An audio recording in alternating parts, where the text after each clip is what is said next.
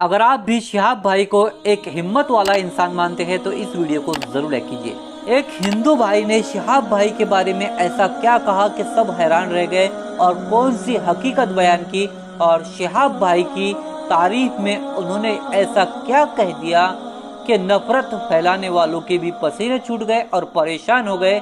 इस वीडियो में पूरी डिटेल उन्हीं की जुबानी सुनिए। हिंदू भाई शिहाब भाई के बारे में क्या कहते हैं। दोस्तों नमस्कार, मेरा नाम रविकांत भारती है। भारत का नाम पूरे विश्व में गौरवान्वित करने वाले व्यक्ति का नाम शिहाब भाई है और ये मुसलमान कौम से हैं और यह एक ऐतिहासिक कार्य कर रहे हैं जो केरला से मक्का हज के लिए पैदल निकल पड़े हैं। टोटल जो दूरी है वो 8,640 किलोमीटर की दूरी है। सुन के भी हम लोगों के होश उड़ जाते हैं और इस साहस को दाद देनी पड़ेगी कि कितना जबरदस्त इन्होंने साहस किया है कि 8,640 किलोमीटर की दूरी ये पहुंच रहे हैं पैदल और वहां जाके हज करेंगे। दोस्तों तमाम लोगों ने इनका मजाक भी बनाया कि समुद्र के रास्ते कैसे जाओगे, तो मैं कहूंगा उन लोगों को अपना नॉलेज बढ़ाना चाहिए, क्योंकि भारत से जो है मक्का और खाने काबा तक जाने का भूमि का भी रास्ता है। उसके लिए भारत से पाकिस्तान जाना पड़ेगा, पाकिस्तान से ईरान जाना पड़ेगा, ईरान से इराक जाना पड़ेगा, इराक से कुवैत जाना पड़ेगा, कुवैत से सऊदी अरबिया जाना पड़ेगा और सऊदी अरबिया में मक्का खाने काबा में जाके कोई व्यक्ति पैदल भी जाके हज कर सकता है।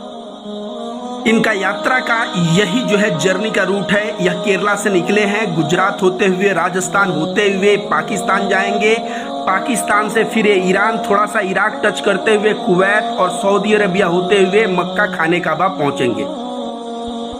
दोस्तों इतनी बड़ी हिम्मत का कार्य और इनके पीछे का त्याग देखिए।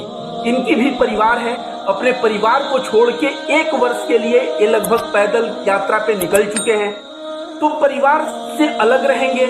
दूसरी नंबर बात, रास्ते में चल रहे हैं तो बारिश हो रही है तो बारिश में रेनकोट पहन के चल रहे हैं, कहीं धूप हो रही है उसमें भी चल रहे हैं, कहीं ठंडी होगी उसमें भी चलेंगे।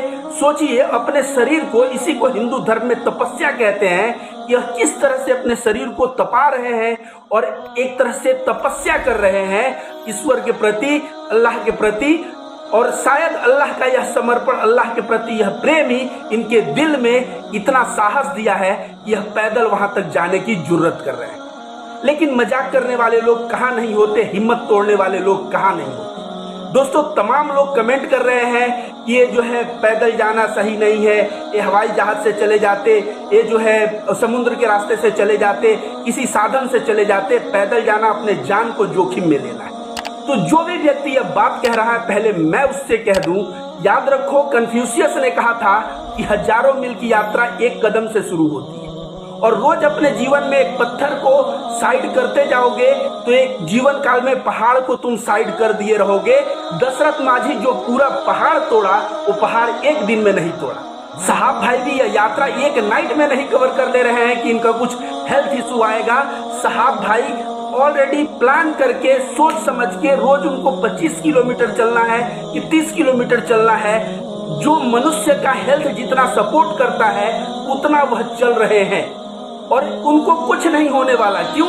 एक तो जो चल रहे हैं वो शरीर की क्षमता से बहुत ज्यादा नहीं है और दूसरा उनके ऊपर ईश्वर की कृपा है, अल्लाह की कृपा है। और जिसके ऊपर अल्लाह का हाथ हो, अल्लाह का कृपा हो, उसको अपने मंजिल से कौन रोक सकता है। अब सद्दाम भाई का पहुंचना ये हम लोगों को लग रहा है बहुत ही खेला बात, लेकिन यह खेल की बात नहीं है। अगर यह बंदा हज के टाइम पे वहां पहुंच जाए और ईश्वर करे कि पहुंच जाए, महादेव करे कि पहुंच जाए, अगर वहां पहुंच जाएंगे तो समझिए इन्होंने किस तरह से टाइम मैनेजमेंट किया, किस तरह से दूरी मैनेजमेंट किया, किस तरह से छोटे छोटे कदम लेके बड़े लक्ष्य को हासिल किया। और यह चीज जो है ना, इनसे सीखने की रह जाएगी। वैसे इनके यात्रा में हिंदू और मुसलमान दोनों भारी मात्रा में आ रहे हैं और इनका स्वागत कर रहे हैं। यहाँ तक कि गुजरात पुलिस, गुजरात में इनका ट्विटर अगर आप देखेंगे तो इनको ऑफिशियल ट्विटर अकाउंट से गुजरात पुलिस को इन्होंने धन्यवाद दिया है, क्योंकि गुजरात पुलिस इनको बहुत ही मदद किया है, इनके सुरक्षा में लगा रहा है और बहुत ही सम्मान इनको गुजरात में मिला है। अब यह राजस्थान में पहुंचने वाले हैं और राजस्थान से पाकिस्तान जाने वाले हैं। टोटल इनकी यात्रा जो है 56 दिनों की हो चुकी है और अभी तक इनका स्वास्थ्य बहुत ही अच्छा है और भगवान करे कि इनका स्वास्थ्य ऐसा ही बना रहे और इस मुकाम को यह अगर पार करते हैं तो एक तो इनकी आस्था, इनका समर्पण अल्लाह के प्रति जो है सो है, भारत का भी नाम पूरे विश्व में एक मिसाल बनेगा कि भारत का एक ऐसा बंदा है जो इतने किलोमीटर की हज यात्रा करके और जो है हज करने आया। आप सभी को बता दें दोस्तों, जो लोग कह रहे हैं इतना दूर पैदल चलना, अगर भारत में आप रहते हो या पुराने जमाने में कहीं भी, चाहे मोहम्मद साहब की जिंदगी पढ़ो, चाहे बुद्ध की पढ़ो, चाहे महावीर की पढ़ो, पैदल चलना जो है तपस्या का एक हिस्सा था। आपको विश्वास नहीं है, आज भी जापान के कुछ बौद्धिस्ट हैं जहां पे माना जाता है कि आप बौद्ध सन्यासी हैं तो पृथ्वी की एक परिक्रमा जितना पैदल चलना पड़ेगा। जी हाँ, देखिए यहाँ साइड में पेपर में कटिंग भी मैंने दिया है, ऐसा लिखा हुआ है। और बुद्ध अपने जीवन में, मोहम्मद साहब तो आपको सभी को पता है हिजरत किया उन्होंने मक्का से मदीना और कहाँ कहाँ। गौतम बुद्ध भारत के थे, मैं बता दूं, वह अपने जीवन में इतनी यात्रा की है कि उनको यात्रा को बिहार कहा जाता था। बिहार कर रहे हैं बुद्ध, और इतनी यात्रा की है कि एक भारत में राज्य का नाम ही बिहार पड़ गया। बिहार का मतलब होता है चलना, पैदल यात्रा करना, बिहार करना। नौका बिहार होता है, नौका पे घूमना, तो घूमना, इतना उन्होंने घूमा। सोचिए, वो श्रावस्ती जाते तो पैदल जाते, वह सारनाथ आए तो पैदल आए, वो गया आए तो पैदल आए, और वे हमेशा केवल बारिश में 3 महीने वे पड़ाव डालते थे, नहीं तो थ्रू आउट घूमते रहते थे, बिहार करते रहते थे। तो बौद्ध धर्म में भी पद यात्रा का बड़ा ही महत्व है। जैन धर्म की बात करें तो महावीर कहा जाता है अपने जीवन के 12 साल 6 महीने उन्होंने पैदल चलते रहे, ध्यान साधना करते हुए पैदल चलते रहे। 12.5 साल, सोचिए 12.5 साल में। अब मैंने इस बंदे का देखा तो मुझे कहीं ना कहीं याद आया कि भाई बारिश में भी चलेगा, गर्मी में भी चलेगा, इस शरीर को एक तरह से तपस्या ही तो कर रहा है। आप सोचिए, महावीर पैदल चलते थे। कभी कभी ऐसा भी हुआ है कि 3 दिन पे 1 दिन भोजन मिला है, कभी 13 दिन पे 1 दिन भोजन मिला है, और महावीर जो है काफी पतले हो गए थे अपने तपस्या के दौरान। तो आप समझिए कि भारत में महावीर भी पैदल चले। और हिंदू धर्म, अभी कांवड़ यात्रा जा रहा है ना, हम लोग क्या बाबा विश्वनाथ या यहाँ बाबा धाम जो झारखंड में है, वहां पे हम लोग गाड़ी घोड़े से नहीं पहुंच सकते? बिल्कुल पहुंच सकते हैं, लेकिन हम लोग देवघर पहुंचने के लिए सुल्तानपुर से हम लोग जल उठाते हैं।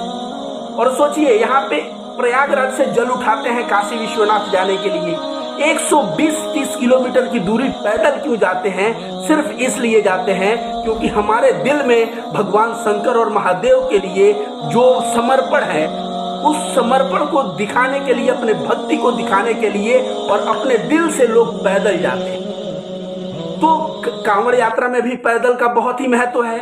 और बता दूं दोस्तों, हिंदू धर्म के एक बहुत बड़े सन्यासी जिनका नाम स्वामी नारायण है, अक्षरधाम दिल्ली टेम्पल में जाएंगे तो स्वामी नारायण के बारे में जरूर आप जानते होंगे। उन्होंने, कहा जाता है कि लगभग 9 साल 11 महीने पैदल चले थे। 9 साल 11 महीने, सोचिए कितना बड़ा दूरी होता है कि 9 साल 11 महीने दूरी इन्होंने पैदल चला था। और अंत में गुजरात पहुंचे, और सारा तीर्थ घूमते हुए गुजरात में इन्होंने वहां पे जो है अस्थाई निवास बनाया। और फिर उनके बारे में आगे कहानी जान। तो दोस्तों, हर एक धर्म में पैदल चलने को एक तपस्या माना जाता है, और इसीलिए जो है, जो हज के लिए यह बंदा शिहाब भाई जा रहा है, इसके लिए हर एक हिंदू, हर एक बौद्ध, हर एक जैन और हर एक मुसलमान को दिल से दुआ देनी चाहिए कि इस बंदे का हज कबूल हो, ये हज पे पहुंच जाएं, टाइम से हज पे पहुंच जाएं, और इनका स्वास्थ्य भी सही रहे, ऐसी हमें कामना करनी चाहिए। और इनकी यात्रा पूरे हिंदुस्तान में हिंदू मुस्लिम एकता का एक मिसाल बना है। इनको हिंदू और मुस्लिम दोनों तरफ से सपोर्ट मिल रहा है, और इनके यात्रा में भारत का तिरंगा भी देखने को मिल रहा है दोस्तों। और इनको नेकियां कितनी मिलेगी ऐसा समझिए, सहाबा इकराम, ऐसा कहा जाता है कि हज के लिए जब कदम बढ़ाते थे तो छोटे छोटे कदम बढ़ाते थे, क्योंकि ऐसा माना जाता था कि जितना कदम आप बढ़ाएंगे हज के लिए उतनी नेकियां मिलेंगी। तो इस भाई को सोचिए, 8640 किलोमीटर पैदल जा रहा है, इनकी नेकियों की जरा आप कल्पना करिए। और हम लोग कांवड़ जब ये होता है तो हम लोग भी तो कांवड़ियों का पैर धोते हैं गर्म पानी से, सेवा करते हैं। उस सेवा करने से क्या होता है? नेकियां हमें भी मिलती हैं। तो हिंदू धर्म में भी ये मान्यता है, साथ साथ इस्लाम में भी ये मान्यता है। तो ये जा रहे हैं दोस्तों, जहां भी आपको ये मिले इनकी मदद करें, इनका समर्थन करें और इनकी जो है हौसला अफजाई करें, क्योंकि ऐसा पुरुष एक युग में एक पुरुष पैदा होते हैं। दोस्तों थोड़ा आप लोग ही सोचिए कि इतनी दूरी, अब तमाम लोग कह रहे हैं कि पैदल जाने के लिए मैं भी इनके साथ जाऊंगा, मैंने कमेंट देगा मैं भी इनके साथ जाऊंगा। तो भाई आप इनके साथ जाएंगे, आपको पता है इन्होंने वीजा लेने के लिए भी संघर्ष किया है, 5-5 कंट्री से इन्होंने वीजा लिया है। आप वीजा लेंगे तब तो इनके साथ जाएंगे। दूसरा, हज के लिए जो है जीवन में एक बार जाना अनिवार्य है और उसी को अनिवार्य है जो सक्षम हो। तो आप अगर सक्षम हो तो बिल्कुल वीजा बनवाएं, लेकिन आप अगले साइड आ सकते हैं इनके साथ ज्वाइन करना बड़ा मुश्किल है। इसके साथ साथ जितने भी हिंदू भाई हैं, मुसलमान भाई हैं, इन सबको मैं कहता हूँ कि धार्मिक कोई भी क्रियाकलाप गलत नहीं होता। आजकल नमाज को लेकर जैसे टारगेट किया जा रहा है, मैं कहता हूँ हजरत उमर के समय का एक वाकया है कि हजरत उमर के दरबार में एक बूढ़ी औरत आई और बोली मैं तेल लेके जा रही थी और मेरा तेल जमीन में गिर गया और मुझे वही तेल चाहिए। और वो रो रही है, बोल रही है, रिक्वेस्ट कर रही है, वही तेल चाहिए। अब सोचिए जो तेल जमीन में गिर गया है उसको कैसे दिया जाए। तो हजरत उमर ने एक चिट्ठा लिखा और कहा कि लेके जाओ और उसको वहीं पे रख दो जहां तुम्हारा तेल गिरा है। उसको वहीं पे रख दी वो बूढ़ी औरत जहां पे तेल गिरा हुआ था। और कहा जाता है थोड़े देर में तेल ऊपर आ गया और बूढ़ी औरत को तेल अपना मिल गया। तो उस चिट्ठे में क्या लिखा था पता है? उस चिट्ठे में लिखा था कि इस जमीन के अंदर मैं एक ऐसे आदमी को गाड़ दूंगा जो नमाज नहीं पढ़ता। मतलब समझिए, नमाज पढ़ने से व्यक्ति जो है रहमत वाला, रहम दिल वाला, बढ़िया अच्छा व्यक्ति होता है। तो हर एक प्रोसेस हम लोग ध्यान करते हैं वो भी दिल में रहम देता है। तो हर एक प्रोसेस जो है रहम के लिए है, करुणा के लिए है, प्रेम के लिए है। धर्म कोई भी हो, क्या फर्क पड़ता है? हम हिंदू हैं, कोई मुसलमान है, कोई सिख है, कोई ईसाई है। अगर भूखे को रोटी कोई खिला रहा है तो मतलब सेवा से होनी चाहिए, मतलब प्रेम से होनी चाहिए। और सारा का सारा धर्म जो है यही सिखाता है। तो एक दूसरे के धर्मों को मजाक उड़ाने के बजाय हम लोग सम्मान दिखाएं। और जो जा रहे हैं भाई केरला से मक्का तक, मैं देख रहा हूं इनको हिंदू मुस्लिम, यहाँ तक कि गुजरात पुलिस का भी समर्थन मिला, जिस तरह से ये धन्यवाद दे रहे हैं। मतलब कहीं ना कहीं पूरे विश्व में हिंदू मुस्लिम एकता का जो संदेश एक मुस्लिम भाई जिसका नाम सिहाब है उसके वजह से फैल रहा है। इसके लिए मैं सिहाब भाई को भी धन्यवाद देता हूँ और मैं ईश्वर से कामना करता हूँ, महादेव से कामना करता हूँ कि आपकी हज यात्रा जो है समय से आप पहुंचे और आप अपना हज यात्रा कंप्लीट करें। धन्यवाद दोस्तों।